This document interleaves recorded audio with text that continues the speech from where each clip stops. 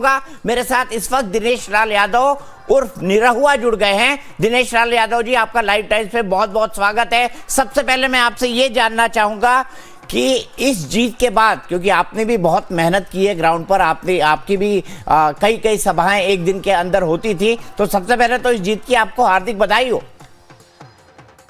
बहुत thank you, बहुत धन्यवाद सर। और बधाई और बहुत धन्यवाद बिहार की जनता को, जिन्होंने ये कर दिखाया और बिहार ने जो रफ्तार पकड़ा है उस रफ्तार को आगे बढ़ाने के लिए जिस तरह से जनता ने ये निर्णय लिया है वो काबिले तारीफ है। और सबसे बड़ी बात यह है कि हम लोग जब रैली में जा रहे थे तो जनता का ये था भी कि उनको नीतीश जी पे भरोसा है, उनको मोदी जी पे भरोसा है, एनडीए पे भरोसा है, और वही भरोसा आज दिख रहा है जब नतीजा आया है। तो क्या फैक्टर्स मानते हैं आप बड़े इस जीत के? आप लगातार कैंपेनिंग के अंदर थे, आपको क्या समझ आया, क्या इस जीत के बड़े फैक्टर्स रहे? मुझे तो जो माताएं बहनें हैं उनका उत्साह बहुत दिखा और उनके अंदर बहुत उत्साह के साथ साथ विश्वास दिखा कि जब भी हमने किसी चाची से बात किया, किसी बहन से बात किया, किसी माँ से बात किया, तो उनका यही था भैया कुछ हो कहा, लेकिन नीतीश जी जौन बिहार खातिर कैले बाने वो केहू ना कैले बा, और मोदी जी जौन हमनी खातिर करत आने वो केहू ना कैले बा। तो वो जौन एगो माता बहन लोग के विश्वास भरोसा रहे वो सबसे ज्यादा काम आइल बा।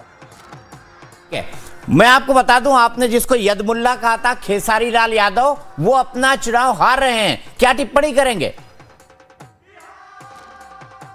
देखिए, मैं पहले भी कह चुका हूं, फिर से कहता हूं कि मेरे छोटे भाई हैं और मेरी कोई उनसे दुश्मनी नहीं थी, लेकिन मैंने सिर्फ इतना कहा कि आप चुनाव लड़ रहे हो तो आप मेरा विरोध कर लो, अपने उस प्रत्याशी का विरोध कर लो जिस प्रत्याशी से लड़ रहे हो, लेकिन आप राम मंदिर जिसके लिए पीढ़ियां हमारी खप गई और उसके बारे में आप टिप्पणी करोगे तो हम बर्दाश्त नहीं करेंगे। और वो माने नहीं, वो लगातार, पता नहीं उनको क्या हो गया था, कौन उनको ज्ञान दे रहा था, वो लगातार राम मंदिर पे टिप्पणी करते गए कि राम मंदिर की जगह हॉस्पिटल बनना चाहिए था, मंदिर में पढ़ के क्या हम प्रोफेसर बन जाएंगे, कभी मतलब तमाम बातें उन्होंने कही। और लगातार मैं उनको रोकता रहा कि ऐसी बात मत करिए, क्योंकि आपको पता नहीं है कि राम मंदिर का इतिहास क्या है। राम मंदिर को अगर कोई आक्रांता आके तोड़ दिया तो जब हमें अवसर मिला और हमने कहा था कि हम सत्ता में आएंगे तो उसको हम बनाएंगे, और जब हमें मौका मिला तो हमने बनाया। आप उस पर क्यों टिप्पणी कर रहे हो? लेकिन वो मानने को तैयार ही नहीं थे।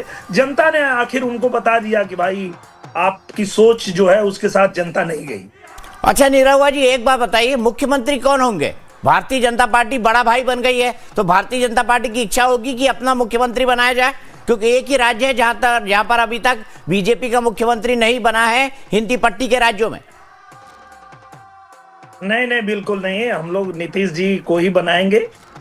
और नीतीश जी जो हैं सर, मैं जितना जानता हूं बिहार को, और बिहार में मैं लंबे समय से जाता रहा हूं, जिस तरह का बदलाव बिहार में नीतीश जी ने लाया है और जिस तरह का भरोसा मोदी जी पे लोग करते हैं, वैसे ही बिहार भरोसा हमारे नीतीश जी पे भी करता है।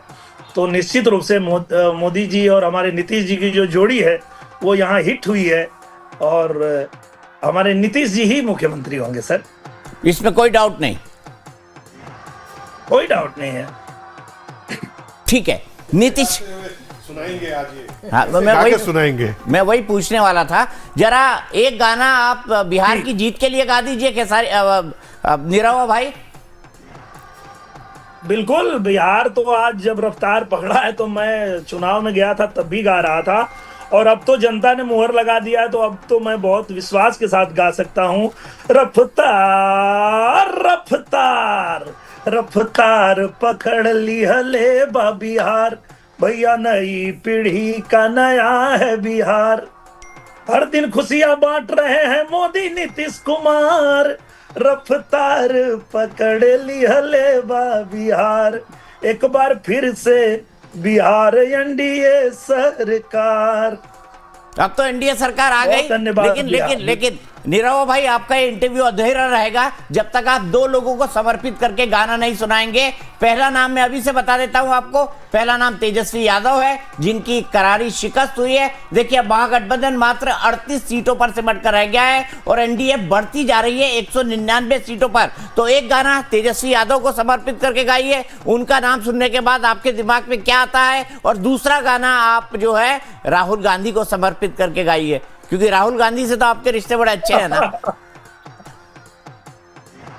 अरे भैया, ये लोग का नाम सुन के तो हमको मनोज भैया का गाना याद आता है। काए मंगरू अब का करबा, अब तू के कर छान उजरबा, बोला मंगरू अब का करबा, मतलब अब कवन तू राग हो धरबा।